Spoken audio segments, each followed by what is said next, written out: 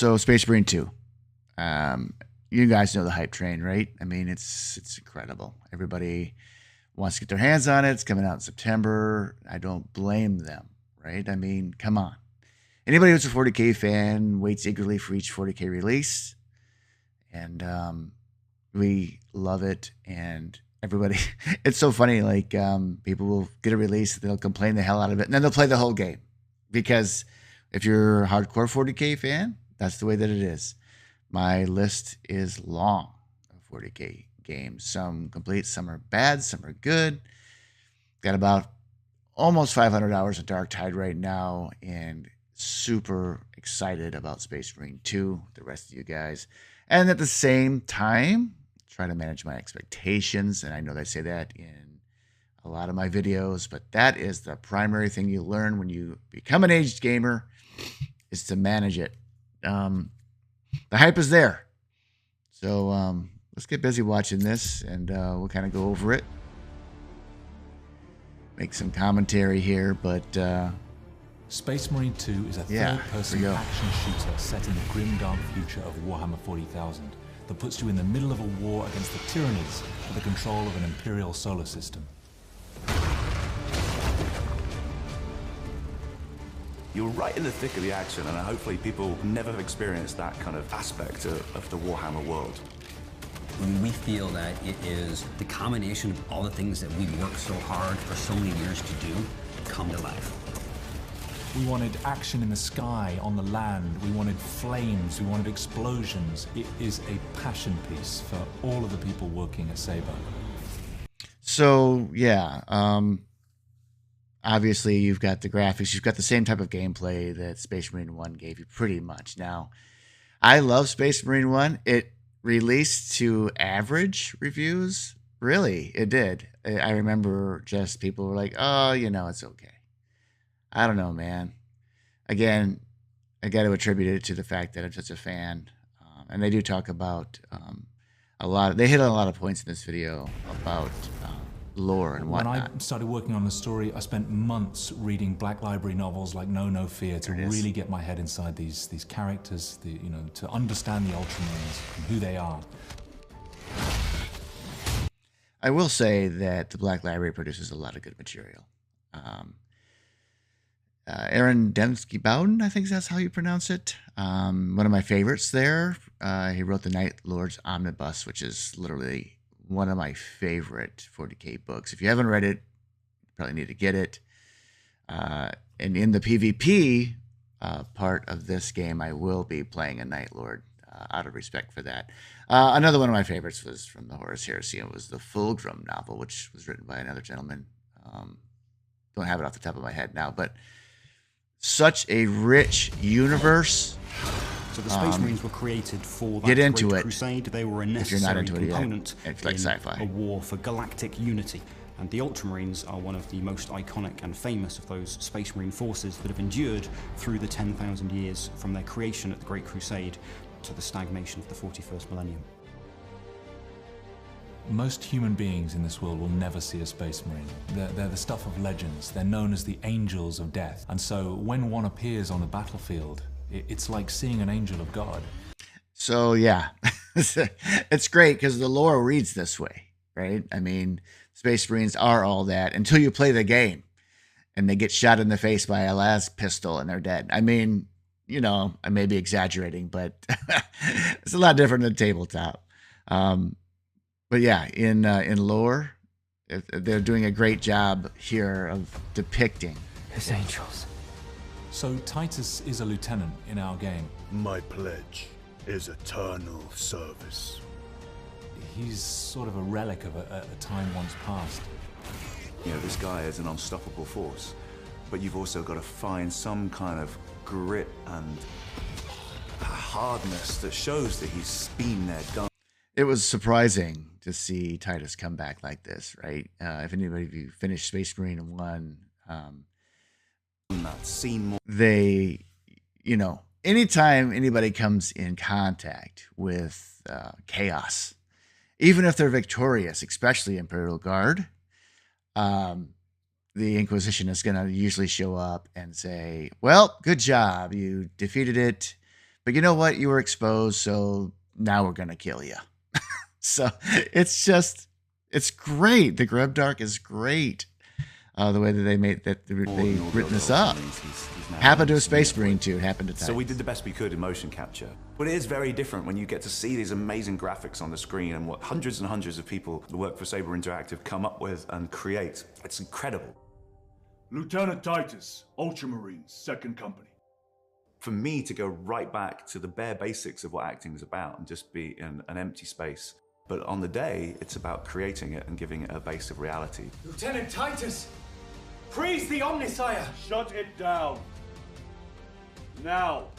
It's your journey, you're the player, you're with Titus and the Ultramarines. If you can't connect to their faces when their helmets are off and you can't read those emotions, then there's something lacking. And that's my job, is to try and bring these guys to life. Yeah, so we know that the campaign is, probably 12 to 15 hours long? I know they mentioned something like that. So you can see in these AAA titles how much work goes into every little piece of it. And so they've got to come up with something else to give you. Way back in the day when graphics were simpler, you'd get 40 hours, 60 hours out of a game. And not so much this. I mean, there are rare cases now where you're going to get that length, right? But when you have a game kind of on rails and you're telling the story, you've got to have another way to do it. So they're doing it through the missions, the co-op missions, which they took. Basically, that's what you do in Darktide, right? Vermintide. You get your group of 3 in this game, or a group of 4 in those, and you run missions over and over and over and over and over again. Hey, man, it's fun. You get to upgrade your characters and whatnot. It's a good deal. It's okay. And then they put PvP in here too, 6v6. Oh man, can't wait to take a look at that. We'll see. I think as the player is going to see a very, very different Titus. If we rupture the staging tanks, direct the flow into the valley, we can flood the area around the base. Right from the very beginning, we didn't just want to create any third-person shooter. We wanted to create a game that embodied the galactic warfare that you come to know from this franchise. Not only from this franchise, right? But all the graphics that you see, I find it absolutely not really fascinating, but I'm appreciative of the fact that all of these different developers have taken the lore and they've actually written, even Rogue Trader, if you notice the graphics in Rogue Trader, they are deciphering the lore very accurately between the publishers. So you see a bridge of an Imperial ship on 3 different games, and there are all the similarities. Now, there's not exact interpretation, but the similarities are there. So you can appreciate it, right? The ominous green glow, all the particular graphics, candles. That's the thing that cracked me up. I was talking to my brother about it, and we were playing some Rogue Trader. It's like, man, look at all these candles. Can you imagine just having to light these? And yes, the servitors do it, but it's just like you got a million candles on the bridge. Just little details. Drive Space Marine 2 is our own technology. So the team's gotten very, very good at creating signature moments in this game. And the signature moment is the swarm. We have a swarm technology that allows us to have hundreds of these Tyranids attacking the player. And we're also able to build a huge expanse where you have highly detailed characters and models up close, but you can see off in the distance. You can see that swarm coming at you. You can see the enemy waves coming at you, and you will get down and dirty, blowing them all away. You feel like you have an infinite universe in front of you. You have sandbox games where you can wander around, but this goes one step further. All right, I got to address that. So sandbox games, yes, we know that it's not a sand. He says we take it one step further. Basically what he says and what is going to happen, again, managing your expectations. You're on rails, you're going to go through hallways, you're going to fight mobs and stuff like that, right? I mean, but it's not a step further than a sandbox because you can't go anywhere you want. What he's saying is that you will be witness to other things that are occurring in different, like you'll be going down your hallway or you look out a window, shit's happening out there. Right. I mean, they're talking about bringing the world to life without, and telling a story without being sandboxed. It's not really taking it a step further. It's just approaching the story a different way. You are in the action. Manage expectations. Wherever you look, there is another company of Marines down there fighting off swarms of Tyranids, and you've got up there, we've got ships, delivering and launching, and drop ships landing. Everything's around you.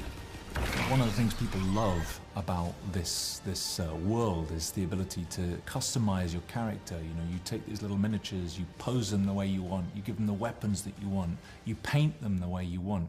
And we wanted to take that same approach and put it in the game, so you can do the same thing with your character. Yeah. So again, everybody's been kind of waiting for something like this. I mean, we've had it in limited doses, so they have a real chance here at making something great. Three modes: a co-op story campaign that you can play with your friends, a highly replayable PvE mode with lots of progression and customization, and a PvP mode that puts you against other players.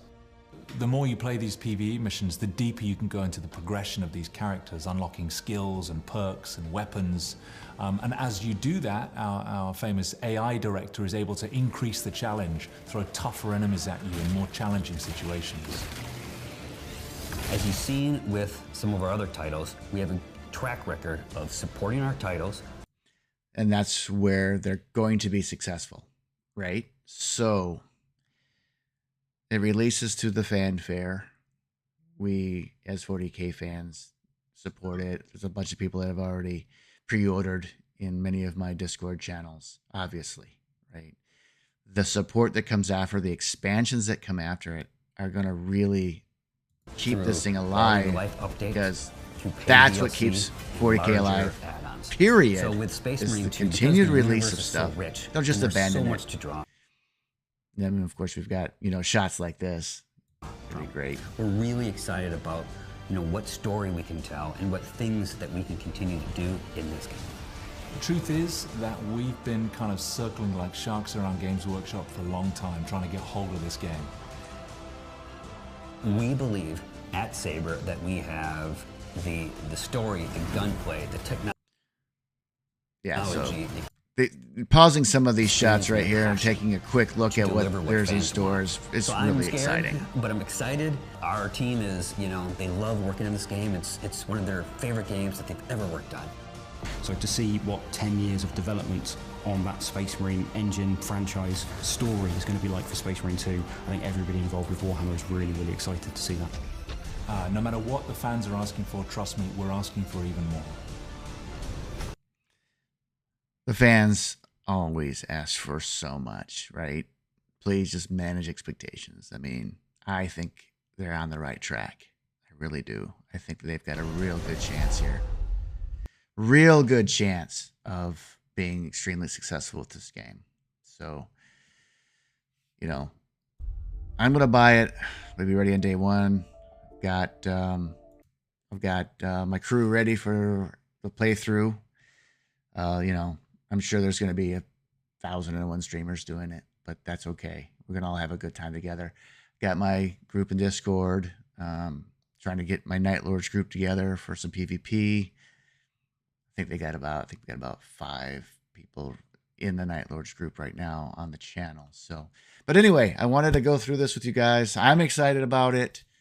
Been playing, Warhammer since, do I even want to say this? I think 90, just a long time ago. Anyway, shoot me a comment. Let's talk. Thanks, guys.